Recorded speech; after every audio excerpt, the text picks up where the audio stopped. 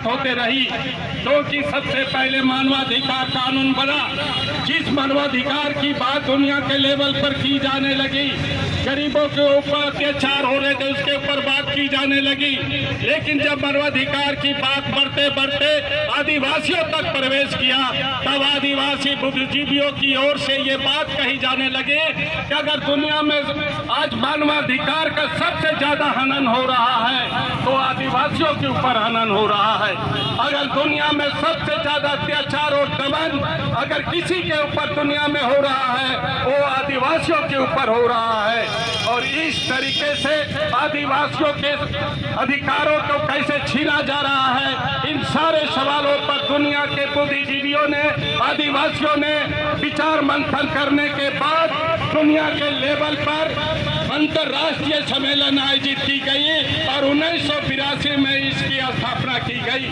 साथ ही 2007 में 20 आदिवासियों का अधिकार से संबंधित अंतर्राष्ट्रीय कानून बना, जिस 2007 के इस अंतर्राष्ट्रीय आदिवासी अधिकार कानून में भारत सरकार ने हस्ताक्षर किया है कि आदिवासियों का अधिकार भारत में भी दिया जाएगा, भारत में भी बहाल होगी। लेकिन हम लोगों ने देखा है कि ये भारत सरकार अंतर्राष्ट्रीय 20 आदिवासियों के कानून के पर हस्ताक्षर करने के बावजूद भी भारत सरकार आदिवासी मूलवासियों को आदिवासी मूलवासी कहने से परहेज करती है। हम जानते हैं कि भारत के संविधान में अनुसूचित जनजाति शेड्यूल्ड ट्राइब दर्ज कर दी गई है, लेकिन भारत का मूलवासी आदिवासी है। जयपाल सिंह मुंडा ने संविधान बनने के समय कहा था कि आदिवासियों को, भारत के आदिवासी यहाँ के मूल निवासी हैं, इसलिए इसे इंडिजीनियस के रूप में आदिवासी के नाम से शब्दों से दर्ज किया जाए, संविधान में दर्ज किया जाए। लेकिन आदिवासी शब्द के इसे संविधान में दर्ज नहीं किया गया, बल्कि संविधान में अनुसूचित जनजाति दर्ज की गई है, क्योंकि दुनिया के विश्व के जो भी आदिवासी है ये कोई जाति नहीं बल्कि एक सामुदायिक है, समूह है। इसकी कोई जाति नहीं होती है, इसकी कोई वर्ण नहीं होती है, इसलिए अनुसूचित जनजाति कहना गलत है। इसलिए जयपाल सिंह मुंडा ने कहा था कि भारत के संविधान बनने के समय अनुसूचित जनजाति नहीं, भारत के आदिवासियों का आदिवासी शब्द से इसे दर्ज किया जाए, संविधान में उल्लेखित किया जाए। लेकिन ये उल्लेखित नहीं हुआ है, इसलिए हम लोग इसे अनुसूचित जनजाति के तहत हमें सर्टिफिकेट दिया जाता है। हमें आदिवासी कह के नहीं, अनुसूचित जनजाति के तहत। तो हम इस 26 आदिवासी दिवस का अवसर पर हम आदिवासी हैं, मूल निवासी हैं, इस नाम से हमें शब्दों में दर्ज किया जाए और इसके नाम से हमें सर्टिफिकेट मिले कि यहाँ के मूल निवासी, यहाँ के इंडिजीनियस, यहाँ के आदिवासी ये लोग हैं, हमें आदिवासी कह के हमें जाति प्रमाण पत्र दिया जाए। साथियों, आदिवासियों का जो पूरा जल जंगल जमीन और खनिज पर अधिकार है, ये अधिकार कानून पास हो चुका है कि जो इस धरती का जल जंगल जमीन पहाड़ में रहने वाले आदिवासियों का अधिकार तो है ही, लेकिन जमीन के अंदर, पहाड़ के अंदर जो खनिज संपदा है, इस खनिज संपदा में भी आदिवासियों का अधिकार है। इसलिए इस खनिजों में भी आदिवासियों का अधिकार मिलना चाहिए। लेकिन ये खनिजों पर अधिकार ये भारत सरकार हमें नहीं दी है। ये लड़ाई हमारी जारी है। इस 20 आदिवासी दिवस के अवसर पर हम ये भारत सरकार से मांग किए हैं। इस आदिवासी दिवस के अवसर पर आदिवासी संघर्ष मोर्चा ने इन्हीं तमाम सवालों पर, अगर इस राज्य के अंदर में देखेंगे, इस जिले के अंदर में देखेंगे, तो पूरे झारखंड के आदिवासियों की जल जंगल जमीन को छीनी जा रही है। सरकार के गलत नीतियों के कारण से छीनी जा रही है। CNT एस्पेक्ट में संशोधन करके इसे छीनी जा रही है। और इस आदिवासियों की जो धर्म है, संस्कृति है, परंपरा है, यहाँ की सरकार, भारत सरकार के द्वारा इसे हिंदूकरण किया जा रहा है। इस हिंदूकरण के खिलाफ बताम है कि आदिवासी कभी न हिंदू था, न हिंदू आज है और न हिंदू भविष्य में होगा।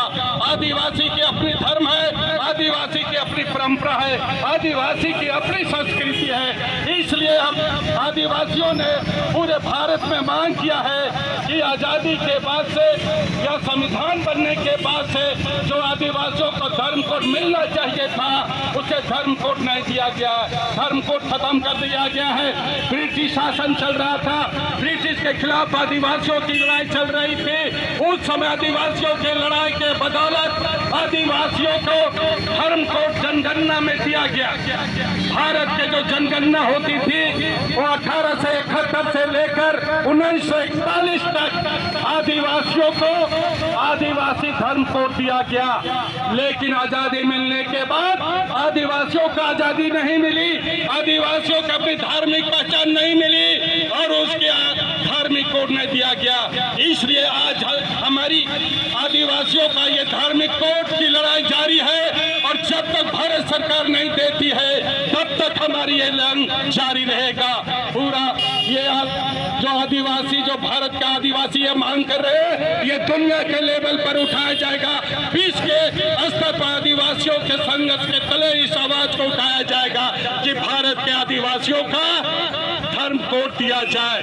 यहाँ के जल, जंगल, जमीन और खनिज पर आदिवासियों का अधिकार दिया जाए। लेकिन हम देखते हैं इस भारत के अंदर में, इस झारखंड के अंदर में, इस जिले के अंदर में आदिवासियों की जल, जंगल, जमीन छीनी जा रही है। इसकी गरमजुआ, आम गरमजुआ सारी जमीनें इसकी छीनी जा रही है। गलत तरीके से दस्तावेज बनाकर छीनी जा रही है। इसका जिम्मेवार यहाँ का उपायुक्त है, इसका जिम्मेवार यहाँ के अंचलाधिकारी है, इसका जिम्मेवार इस राज्य की सरकार है। इसलिए विश्व आदिवासी दिवस के अवसर पर आदिवासी संघर्ष मोर्चा ने भारत के राष्ट्रपति के नाम एक हमने 18 सूत्री ज्ञापन पत्र सपोर्ट किया है कि ये राष्ट्रपति जो आदिवासियों का सवाल है, ये आदिवासियों के अधिकार को बहाल करना होगा। हम इसलिए भारत के स्तर के तमाम आदिवासियों का जो सवाल है उन तमाम सवालों को लागू करने के लिए, मानने के लिए और आदिवासियों को रोजगार, आरक्षण बहाल करने के लिए, मान सम्मान की जिंदगी देने के लिए ये लड़ाई और ये मांग हमने राष्ट्रपति से किया है।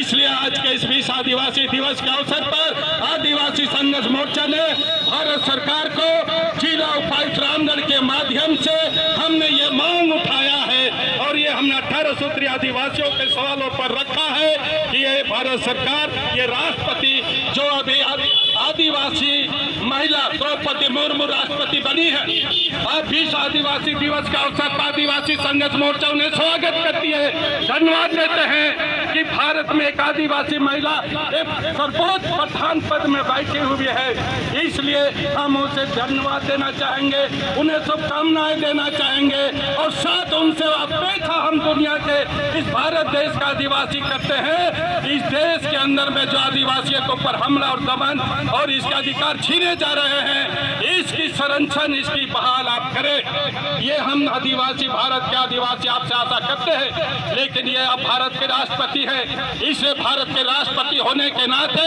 हम भारत के लोकतंत्र बचाने की भी बात करते हैं, हम भारत के संविधान को बचाने का भी बात करते हैं। और भारत के जब तक लोकतंत्र और संविधान नहीं बचेगा तब तक भारत में तमाम लोगों का अधिकार सुरक्षित नहीं होगी। इसलिए एक राष्ट्रपति आदिवासी महिला होने के नाते तमाम भारत देश के लोकतंत्र के तमाम नागरिकों को अधिकार को सुरक्षित करने का जरूरत है। हम आदिवासी संघर्ष मोर्चा के जरिए इस विश्व दिवस आदिवासी दिवस पर हम इस राष्ट्रपति के नाम हमने ज्ञापन दिया है, हमने मांग रखा है और यह मांग पूरे झारखंड के सभी जिलों में उठाया जा रहा है आदिवासी संघर्ष मोर्चा के जरिए। और हम ये आह्वान और अपील करना चाहेंगे कि दोस्तों, आदिवासी भाई और बहनों, आइए, जो भी लड़ाइयाँ हम छोटे छोटे संगठनों के तले लड़ रहे हैं, आज हम एकजुट होकर के हम आदिवासी संघर्ष मोर्चा बना है। आपकी आजादी, आपकी स्वतंत्रता रहने के बावजूद हम एकजुट होकर हम आदिवासी संघर्ष मोर्चा के तले हम भारत देश में इस लड़ाई को लड़ेंगे। या हम नेत्रहाट फायरिंग जो रेंज है, हम इसको खारिज करने की मांग किए हैं। यहाँ जो आदिवासियों का लोगो पहाड़ है, जहाँ कंपनी और पावर प्लांट लगाया जा रहा है, हम उस लोगो पहाड़ आदिवासियों का धार्मिक स्थल है, इसे बचाने का मांग हमने राष्ट्रपति से किया है। वह कोई कंपनी नहीं लगेगा, वह धार्मिक स्थल है, धार्मिक स्थल ही रहेगा। और ये लोगों पहाड़ बचाने के लिए आदिवासी संघर्ष मोर्चा हजारों हजार की संख्या में लोगों मार्च किया गया है और वहाँ लोग सवाल कर रहे हैं, वहाँ मांग कर रहे हैं और वहाँ के जिला उपायुक्त के जरिए राष्ट्रपति को ज्ञापन सुपुर्द किया जा रहा है। इस तरीके से हमने वो रांची जिला हो, वो सिंहभूम जिला हो, हर जिलों में चाहे गुमला हो, चाहे संथाल परगना क्षेत्र के जिले हैं, चाहे पलामू पर जिले हो, जिलों में आदिवासी संघर्ष मोर्चा अपनी क्षेत्रीय अपना लोकल मुद्दों के साथ राष्ट्रीय और अंतर्राष्ट्रीय आदिवासियों का जो सवाल है हमने मजबूती के साथ इस आवाज को पूरे झारखंड में उठाया है, पूरे भारत देश में उठाया है और भारत देश के तमाम राज्यों में आदिवासी संघर्ष मोर्चा ने इस आवाज को, आदिवासियों की आवाज को, आदिवासियों का अधिकार को इस 20 आदिवासी दिवस के अवसर पर मजबूती के साथ भारत सरकार, जो गणराज्य राष्ट्रपति है उसको सभी राज्यों से, सभी जिलों से, सभी क्षेत्रों से मांग पत्र दिया जा रहा है। और साथ ही ये बात हमारी यहाँ खत्म नहीं होगी, ये बात हमारी यहाँ से शुरू हो रही है। इस बात को हम सरकार को बताना चाह रहे हैं, इस बात को हम इस प्रदर्शन के जरिए सरकार को हम लिखित रूप से भी और हम अभी सभा के जरिए भी अपनी बात को कर रहे हैं। तो इस तरीके से आज आदिवासी संघर्ष मोर्चा सभी देश के अंदर के आदिवासियों को, इस राज्य के अंदर के सभी आदिवासियों को, इस क्षेत्र के सभी आदिवासी और आदिवासी संगठनों से हम अपील और आह्वान करते हैं कि अब जरूरत है इस आदिवासी के तले एक बड़ी एकता की जरूरत, बड़ी विद्रोह की जरूरत है। जो विद्रोह का विरासत बिरसा मुंडा ने दिया है